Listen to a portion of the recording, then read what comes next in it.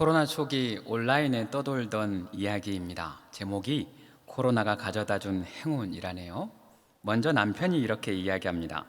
내 와이프는 더 이상 여행을 가지 않는다. 그녀는 모든 물건이 중국에서 온다는 이유로 더 이상 아무것도 사지 않는다. 그녀는 사람을 피하기 위해 쇼핑몰을 가지 않는다. 그녀는 하루 종일 마스크로 입을 가린 채 지낸다. 더 좋은 점은 서로 2미터 이상 떨어져 지낸다는 것이다. 이것은 바이러스가 아니라 축복이다. 이렇게 쓰여 있더라고요. 그리고 이어 그 아내의 이야기입니다. 남편은 친구들과 돈 안 쓰고 술 안 먹고 집으로 온다. 장을 안 보는 줄 아니 대충 먹어도 감사하단다. 남편은 내가 못 나가 쇼핑을 안 한다고 생각한다. 인터넷으로 엄청 질러대도 모른다. 가방도 옷도 신발도 음식도 남편이 없는 시간에 싹 다 배달된다. 남편은 내가 감염이 무서워 집에만 있는 줄 알고 낮에 몰래 나갔다 오는 것을 꿈에도 생각하지 못한다. 가장 좋은 것은 내가 성형한지 모르고 코로나 때문에 하루 종일 마스크 쓴다고 생각한다 라고 되어 있더라고요. 코로나 초기에는 이런 우스갯소리 하나에 함께 웃으면서 코로나 금방 지나갈 것이라 생각했지만 이 팬데믹이 계속되면서 우리 삶 가운데 웃을 일이 점점 사라지는 것 같습니다. 지금 우리는 방역 단계 중에 가장 높은 4단계로 교회는 비대면으로 예배를 드리고 있고 학교와 대부분의 직장 또한 비대면으로 전환되었습니다. 그래도 우리는 예배라도 드릴 수 있고 우리 직장인 분들은 조금 불편하여도 직장 생활 할 수 있는데 어렵게 사업장 열어서 하루하루 견디며 살아가시는 그분들의 삶의 무게는 아마 일로 말로 표현할 수 없을 정도로 무거울 겁니다.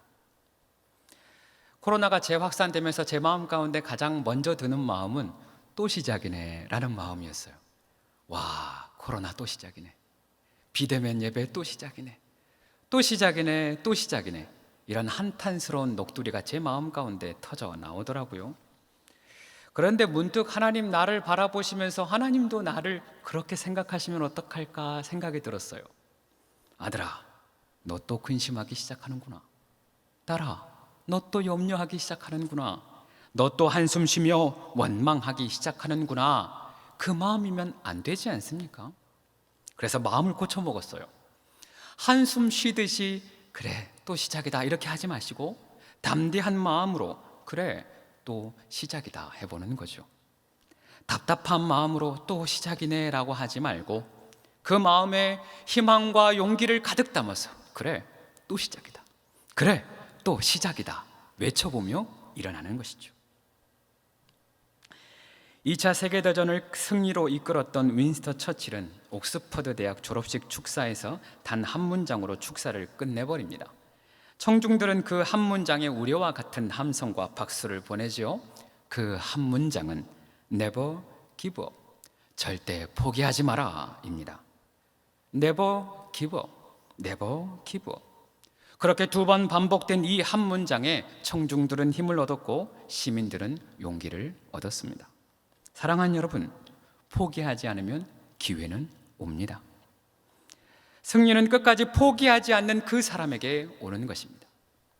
이 이야기를 듣고 누군가 한마디 명언 하나를 추가해 놨는데 그 말이 진짜 진리 같았어요. 한번 들어보세요.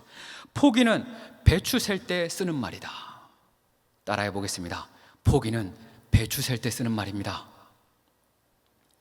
그래서 사실 설교 제목을 포기는 배추 셀 때 쓰는 말입니다 그렇게 하고 싶었어요. 그런데 혹여나 격이 떨어질까 봐 제가 좀 수정을 했습니다. 사랑하는 여러분, 우스갯소리로 이야기했지만 정말 그렇습니다. 포기는 배추 셀 때나 쓰는 말입니다. 다시 한번 일어나면 되는 것입니다. 다시 한번 시작하면 되는 것입니다.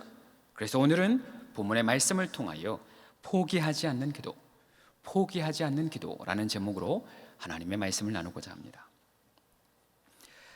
오늘 본문은 우리가 잘 알듯이 이스라엘이 출애굽한 이후 첫 번째 경험하는 전쟁입니다. 생각해보면 참 암담해요. 이스라엘 백성들 그동안 노예로 살아왔던 사람들입니다. 전쟁의 경험이 전무합니다. 무기도 없고 먹을 것도 없고 마실 것도 없었던 상황입니다. 모든 것이 열악한 상황 속에서 전쟁이 펼쳐지게 된 거예요. 이제 겨우 출애굽했고 이제 겨우 홍해를 건넜습니다. 이제 겨우 먹을 것을 얻었고 이제 겨우 마실 것 해결했습니다. 그런데 기다리고 있는 것이 전쟁이었던 거예요. 이제 겨우 가게 문 열었고 이제 겨우 정상 영업 시작했습니다. 이제 겨우 이만큼 올라왔고 이제 겨우 숨 쉴만 해졌는데 우리를 기다리는 것이 코로나 4단계인 거예요. 우리는 어떻게 이 위기를 극복할 수 있을까요? 우리는 어떻게 승리할 수 있을까요? 그리고 도대체 언제까지 이 싸움을 계속해야 하는 것일까요? 오늘의 사건 속으로 들어가 보십시다. 오늘 성경은 그때라는 단어로 시작이 됩니다. 8절의 말씀입니다. 그때에 아말렉이 와서 이스라엘과 르비딤에서 싸우니라. 여기 그때에라고 하는 접속사는 앞에 있는 사건과 뒤의 사건을 연결하는 접속사입니다. 다시 말해 지금의 전쟁이 앞에 있는 사건과 연결된다, 관련이 있다라고 하는 거예요. 그렇다면 그 앞의 사건 한번 둘러봐야겠죠. 그 앞의 사건 어떤 일이 있었을까요? 이스라엘이 하나님이 명하신 대로 신광야에서 르비딤으로 이동합니다. 그런데 그 르비딤 땅에 물이 없는 거예요. 방금 전에 그렇지 않아도 먹을 것 없어서 하나님을 원망했던 백성들입니다. 지금 이 광야에서 물이 없으니 다시 한번 내가 죽게 되었다고 원망이 터져 나올 수밖에 없는 것이죠. 하나님 인도하신 곳이 결국 이 물 없는 광야냐? 하나님이 우리를 죽이려는 것 아니냐? 하나님이 명하셔서 이 고생하며 여기까지 왔는데 물이 없다니 이것이 말이 되느냐? 백성들은 원망하고 그러한 백성들을 향하여 모세도 분노합니다. 이때 모세는 하나님의 거룩함을 드러내지 못하고 반석을 2번 내리쳤고 결국 가나안 땅으로 들어가지 못하는 비극을 경험하게 되는 것입니다. 모세도 하나님을 향한 믿음이 흔들렸고 이스라엘 백성들도 하나님을 향한 믿음이 바닥을 칠 그때였습니다. 그리하여 그곳 이름을 마사 혹은 무리바라 불러요. 마사, 시험하다, 무리바, 싸우다, 다투다 라고 하는 의미입니다. 그래서 오늘 본문 바로 앞절인 7절은 이렇게 기록됩니다. 그가 그곳 이름을 마사 또는 무리바라 불렀으니 이는 이스라엘 자손이 다투었으며 또는 그들이 여호와를 시험하여 이르기를 여호와께서 우리 중에 계신가 안 계신가 하였더라. 무엇을 의미합니까? 이스라엘 백성들이 하나님을 시험할 그때에 전쟁이 시작된 것입니다. 하나님 살아계신가 죽은 것 아닌가 의심될 때, 하나님 우리와 함께 하시는가, 정말 우리와 동행하시는가 의심될 바로 그때에 영적인 전쟁이 시작되었다라고 하는 것이죠. 그때에 아말렉이 와서, 아말렉 족속은 어떤 족속일까요? 원래 아말렉 족속은 에서의 후손들입니다. 에돔의 족속에서 분리되어 나온 이 아말렉 족속은 이스라엘 백성들이 르비딤에 이르자 자신의 영토를 침범하지 못하도록, 다시 말해 더 이상 앞으로 진격하지 못하도록 막아서고 있는 것입니다. 또한 신명기 25장에서는 아말렉 족속에 대해서 이렇게 이야기합니다. 곧 그들이 너를 길에서 만나 내가 피곤할 때에 내 뒤에서 떨어진 약한 자들을 쳤고 하나님을 두려워하지 아니하였음이니라 라고 되어 있어요. 하나님을 두려워하지 않았던 족속, 앞으로 전진해야 하는데 그 앞을 가라막았던 족속들, 힘들고 뒤처져 있는 사람들, 연약한 사람들을 쫓아 괴롭혔던 그 족속이 아말렉인 것입니다. 이 행위를 가만히 보니까 사탄의 행위와 너무 닮아 있는 거예요. 사탄은 우리가 믿음으로 성장하는 것을 방해합니다. 그래서 교회에서 시험 들게 하고 가정에서 공동체에서 자꾸만 넘어지게 해요. 우리가 신앙에 있어서 성장을 경험하려 할 때에, 우리 교회가 다시 한번 일어나려고 할 때에 수단과 방법을 가리지 않고 자꾸만 그 앞을 가로막아 서는 것입니다. 사단의 전략인 거예요. 뿐만 아닙니다. 사단은 지금도 우는 사자와 같이 삼킬 차를 찾고 있다 이야기하고 있습니다. 그 타겟이 피곤한 자, 약한 자, 시험당한 자, 상처 입은 사람들, 홀로 신앙생활하는 사람들, 세상의 고난과 문제로 힘겨워하는 사람들, 그 사람들이 타겟이 되는 것입니다. 우리도 마찬가지인 거예요. 우리의 믿음이 흔들릴 때, 우리의 마음이 힘들고 지칠 때 사단의 공격이 시작되는 것입니다. 신앙의 발걸음이 버겁고 삶의 고단함이 우리의 삶을 짓누르기 시작할 때, 내 마음 가운데서 하나님의 살아계심이 의심되고 우리의 믿음이 자꾸만 흔들리기 시작할 때 영적인 전쟁, 사단의 공격이 시작되는 것입니다. 그렇게 시작된 아말렉과의 전쟁, 이제 모세는 전쟁을 준비합니다. 먼저 여호수아를 명하여서 싸울 수 있는 사람들을 택하여 세우게 합니다. 그리고 모세 자신은 아론과 훌과 함께 산 꼭대기에 오릅니다. 그때 모세의 손에 하나님의 지팡이가 들려 있어요. 9절의 중반부 이렇게 기록됩니다. 내가 하나님의 지팡이를 손에 잡고 산 꼭대기에 서리라. 무엇을 의미하는 걸까요? 이 전쟁 칼로만 하는 전쟁 아니라는 겁니다. 이 전쟁 방패로만 하는 것이 아니라는 것입니다. 이 전쟁 창으로 이길 수 있는 전쟁이 아니라는 것입니다. 여호와의 지팡이, 즉 하나님의 능력, 하나님의 권세, 하나님의 힘으로 싸우는 전쟁이다 라고 하는 것이죠. 소년 다윗이 자신보다 2-3배 큰 골리앗 향하여 물맷돌 5개 손에 쥐고 당당히 섭니다. 그리고 외치지 않습니까? 너는 칼과 창과 단창으로 내게 나아오거니와 나는 만군의 여호와 이름 곧 내가 모욕하는 이스라엘의 군대의 하나님의 이름으로 내게 나아가노라. 우리의 싸움도 마찬가지라는 것이죠. 하나님의 능력 붙들고 싸운다, 하나님의 이름 붙들고 싸운다라는 것이죠. 그래서 성경은 기록합니다. 우리의 씨름은, 즉 우리의 싸움은 혈과 육을 상대하는 것이 아니요 통치자들과 권세자들과 이 어둠의 세상 주관자들과 하늘에 있는 악의 영들을 상대함이라. 그래서 어떻게 하라는 것입니까? 그 다음 구절, 그러므로 하나님의 전신갑주를 취하라. 우리는 지난 2019년 12월 31일 송구 영신 예배 때 성령의 검, 말씀으로 무장하라 라는 말씀을 받고 2020년을 시작했습니다. 우리 모두는 새로운 한 해에 대한 기대감이 아주 가득 찼어요. 믿음의 전쟁에서 승리할 수 있다라는 확신이 가득했습니다. 그러나 그해 1월 코로나가 전 세계를 강타하였고 그렇게 지금 1년 6개월이 지나고 있습니다. 지금 돌이켜 생각해보면 그때 우리가 하나님의 전신갑주 입지 않았더라면 어땠을까 싶어요. 그 말씀이 있었기 때문에 그래도 버텨낼 수 있었고, 그 말씀 우리가 붙들었기 때문에 그래도 이만큼 견디어낼 수 있었겠다 싶습니다. 사랑하는 여러분, 우리는 지금껏 잘 싸워왔습니다. 말씀 붙들고 싸웠고 기도하며 싸웠습니다. 하나님 붙들고 싸워왔고 예배를 지키며 싸워왔습니다. 이제 다시 시작된 영적인 전쟁, 다시 한번 하나님의 전신갑주를 취하시기를 바랍니다. 다시 한번 여러분이 있는 그 자리에서 벌떡 일어나서 진리의 허리띠 띠고 의의 호심경 붙이고 복음의 신을 신고 믿음의 방패를 취하십시다. 구원의 투구를 쓰고 성령의 검, 하나님의 말씀을 취하시기를 바랍니다. 하나님의 지팡이 손에 들고 하나님의 이름을 손에 붙들고 그렇게 말씀의 검, 성령의 검, 하나님의 전신갑주를 취하여 담대히 나아가는 저와 여러분 되어지기를 소망합니다. 이제 전쟁의 준비가 끝이 났습니다. 다음 날 아침 이제 본격적인 전쟁이 시작됩니다.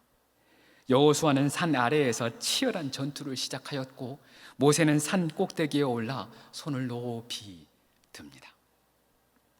손을 든다는 것은 무엇을 의미할까요? 손을 든다는 것은 항복한다라는 의미가 있지요. 내 손에 아무것도 없으니 하나님 도와주십시오. 내 손에 아무 능력 없으니 하나님 일하여 주십시오. 내 손에 아무 권세 없으니 하나님이 친히 싸워 주십시오. 하나님께 맡겨드리는 것입니다. 우리도 마찬가지입니다. 여러분의 처한 상황 어떻습니까? 내 능력 밖의 일을 만났습니까? 더 이상 버틸 힘이 없습니까? 거센 풍랑으로 인하여 넘어지려 합니까? 문제가 자꾸만 터집니까? 우리 하나님 앞에 손을 드십시오. 두 손을 높이 들고 하나님께 나아가면 되는 것입니다. 전부여 의지 없어서 손 들고 옵니다. 주 나를 외면하시면 나 어디 가리까. 내 죄를 씻기 위하여 피 흘려 주시니 곧 회개하는 마음으로 주 앞에 옵니다.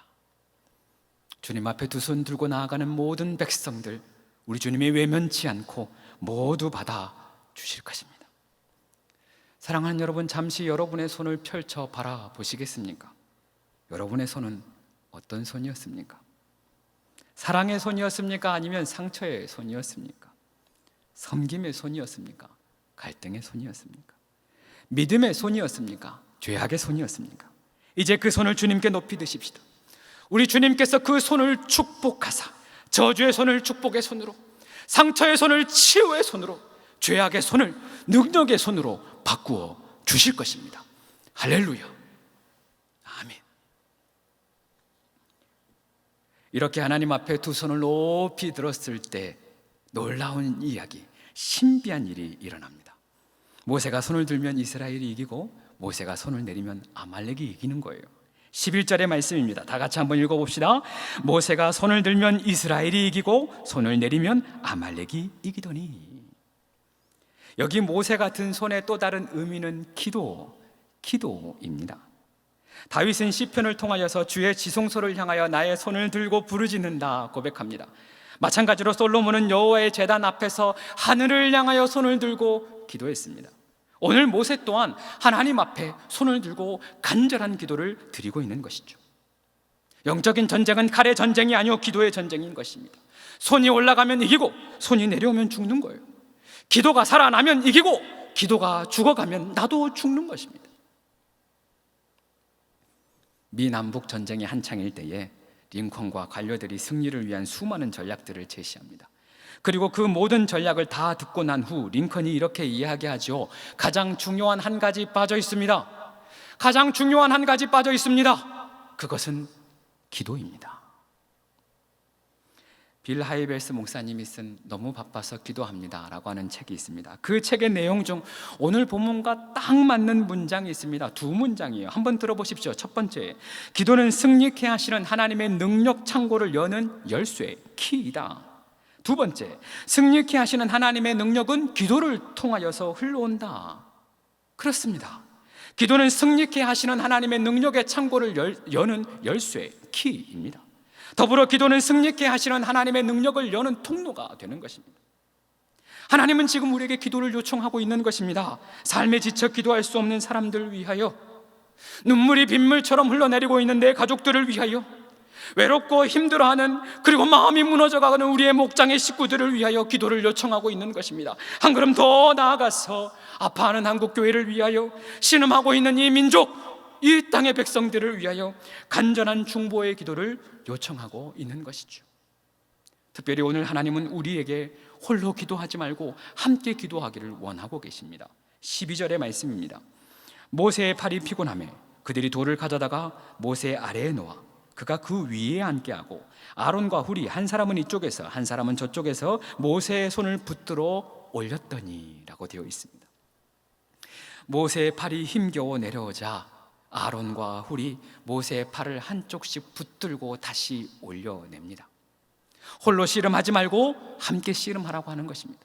홀로 기도하지 말고 함께 기도하라, 홀로 중보하려 하지 말고 함께 중보하라 말씀하고 있는 것입니다. 성경은 기록합니다. 한 사람이면 패하겠거니와 두 사람이면 맞설 수 있나니 세 겹줄은 쉽게 끊어지지 아니하리라. 우리 주님 또한 말씀하십니다. 진실로 진실로 너희에게 이르노니 무엇이든지 너희가 땅에서 매면 하늘에서 매일 것이요 무엇이든지 땅에서 풀면 하늘에서도 풀리리라. 그래서 어떻게 하라고 합니까? 그 다음 말씀, 진실로 다시 너희에게 이르노니 너희 중에 두 사람이 땅에서 합심하여 무엇이든지 구하면 하늘에 계신 내 아버지께서 그들을 위하여 이루게 하시리라. 사랑하는 여러분, 우리가 그동안 기도하며 살아왔습니다. 그러나 지금 이 시간부터는 기도에 전념하며 살아야 합니다. 우리가 그동안 순간순간 기도해 왔습니다. 그러나 지금 이 시간은 전심으로 모든 것을 걸고 기도해야 할 때인 것입니다. 지금 곁에 있는 여러분의 남편, 여러분의 아내, 여러분의 자녀와 함께 손을 잡고 함께 기도하는 것입니다. 비록 떨어져 있으나 사랑하는 목장 식구들과 함께 영적인 기도의 끈을 묶어서 함께 기도하는 것이죠. 사랑하는 여러분, 기도에 힘을 내십시오. 성령님이 여러분의 기도를 돕고 계십니다. 우리 예수님이 여러분을 위하여 중보하고 계십니다. 하늘에 계신 아버지께서 이루시리라. 하늘에 계신 아버지께서 그들을 위하여 이루게 하시리라. 우리가 합심하여 기도하면 하나님 아버지께서 이루어 주실 것입니다. 이제 중요한 질문 하나 남아 있습니다. 이 기도는 언제까지 계속돼야 할까요? 언제까지 이 높이 든 팔을 계속 유지하고 있어야 할까요? 다시 12절의 말씀을 중반부부터 제가 읽겠습니다. 한 사람은 이쪽에서 한 사람은 저쪽에서 모세의 손을 붙들어 올렸더니 그 손이 해가 지도록 내려오지 아니한지라. 여기 해가 지도록이라는 의미가 무엇일까요? 요즘 시간으로 해지는 저녁 7시, 저녁 8시쯤을 의미할까요? 아니면 해가 완전히 졌으니 어두워졌으니 전쟁을 할 수 없을 그때를 의미하는 것일까요? 그렇지는 않습니다. 이 말은 완전한 승리를 볼 때까지, 완전한 승리를 얻을 때까지라고 하는 의미예요. 그 의미를 담아 해석해 보면 완전한 승리를 볼 때까지 내려오지 아니한지라, 그 손이 이스라엘이 승리할 때까지 내려오지 아니한지라, 그 손이 아말렉을 쳐서 무찌르기까지 내려오지 아니한지라, 그 의미가 되는 것입니다.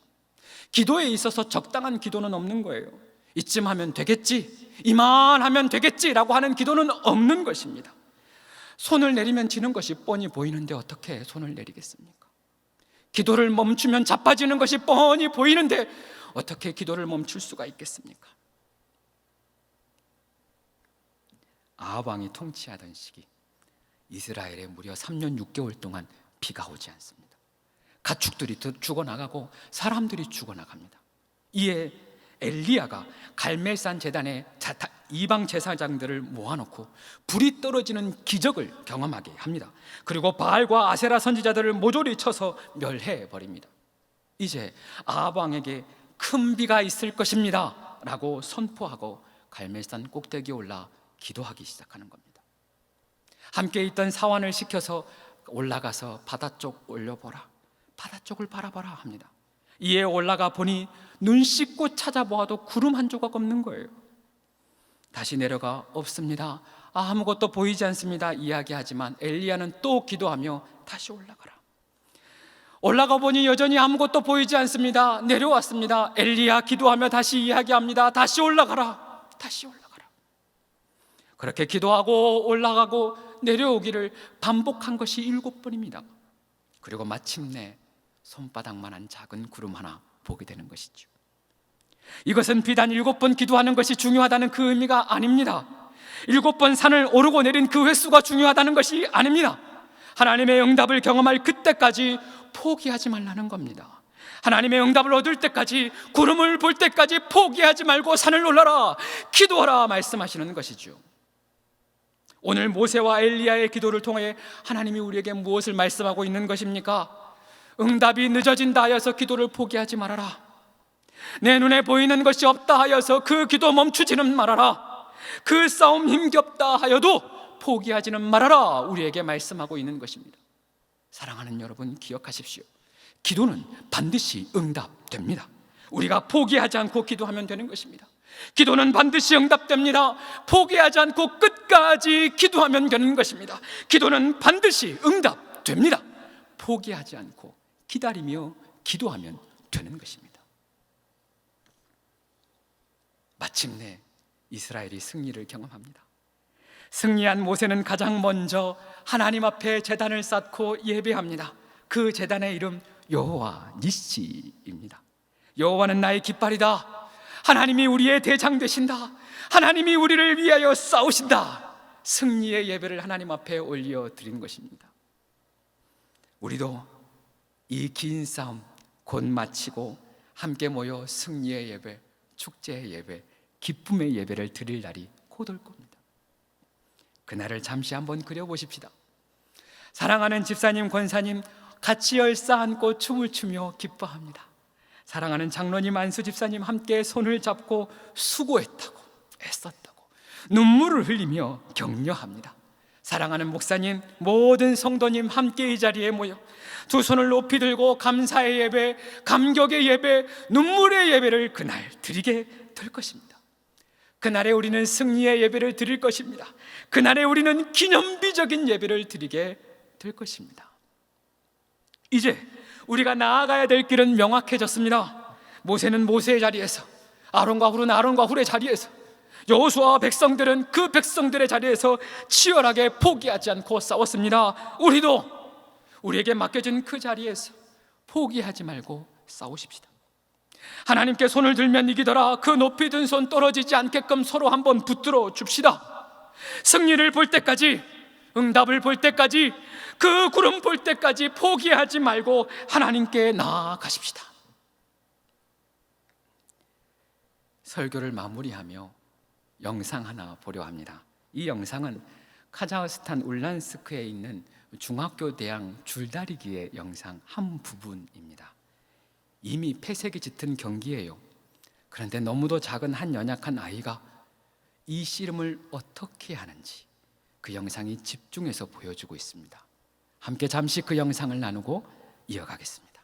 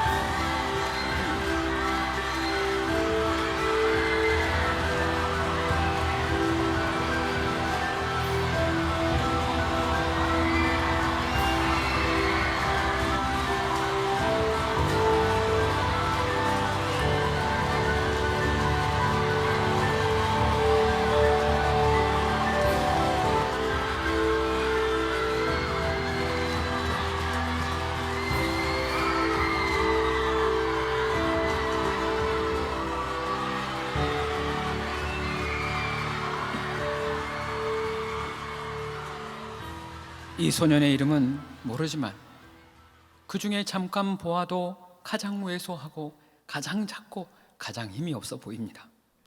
가만히 보니 그 줄다리기 하는 줄보다 소년의 팔이 더 얇던 거예요. 그 줄다리기 붙들고 있는 줄보다 소년의 다리가 더 가냘프기만 합니다. 그런데 그 얇은 팔로 붙잡은 줄을 놓지를 않습니다. 금방이라도 꺾여버릴 듯한 다리로 마지막 그 선 넘지 않으려 발버둥을 치고 있습니다. 오히려 시간이 갈수록 더 비장하고 지치면 지칠수록 더 강인하며 넘어지면 넘어질수록 다시 한번 이를 깨물어 봅니다. 또다시 꼬그라져도 다시 매달리고 또다시 휘청거려도 다시 붙잡고 절대 포기하지 않는 거예요. 이것이 우리의 인생입니다. 이것이 우리의 신앙의 싸움입니다. 우리의 인생의 무게는 내 팔이 감당하기에는 너무 무겁고 내 인생의 환난과 폭풍은 내 다리로 견뎌내기가 버겁기만 합니다. 그래도 포기해서는 안 된다는 것이죠. 우리의 신앙생활이라고 하는 것 힘차게 달려가기만 하면 될 것 같은데 내 앞에는 장벽이 있고 내 앞에는 환난이 버티고 있고 사단의 공격이 있고 수많은 문제들이 터져나오기 시작하는 겁니다. 그래도 기도와 말씀, 예배를 멈춰서는 안 된다라고 하는 것입니다. 사랑하는 여러분, 그런 우리를 향하여, 버거워하는 우리를 향하여 우리 주님 말씀하십니다. 아직 끝이 아니다. 그 줄 놓지 말아라. 너는 할 수 있다. 그 손 내리지 말아라. 이제 곧 역전된다. 기도를 멈추지 말아라. 포기하지 말아라. 너는 지지 않는다. 포기하지 말아라. 분명히 이긴다. 말씀하시는 것입니다. 기억하십시오. 우리는 반드시 승리합니다. 우리 하나님이 이미 승리하셨습니다. 포기하지 말고 싸우십시다. 포기하지 말고 끝까지 기도하십시다. 기도하겠습니다.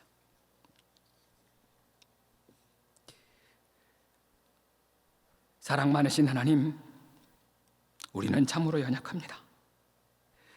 쉽게 넘어지고 쉽게 쓰러집니다. 그러나 그런 우리를 향하여 다시 일어나라 말씀하시니 감사합니다. 하나님, 사실 우리는 이 싸움이 힘겹기만 합니다. 하루가 여전히 막막합니다. 그러나 그런 우리를 향하여 포기하지 말라 말씀하시니 감사합니다. 다시금 우리의 연약한 손을 주님 앞에 높이 듭니다. 하나님의 승리를 보게 하여 주시옵소서. 다시금 하나님을 부르며 기도하며 나아갑니다. 하나님 응답을 보게 하여 주시옵소서. 마침내 이 모든 어려움들이 지나가고 우리 하나님의 승리, 그 하나님의 영광을 찬미할 그날을 기대합니다. 그날이 속히 오게 하여 주시옵소서. 하나님의 승리를 보게 하여 주시옵소서. 포기하지 않는 기도의 응답을 보게 하여 주시옵소서. 우리 구주 예수 그리스도의 이름으로 기도드립니다. 아멘.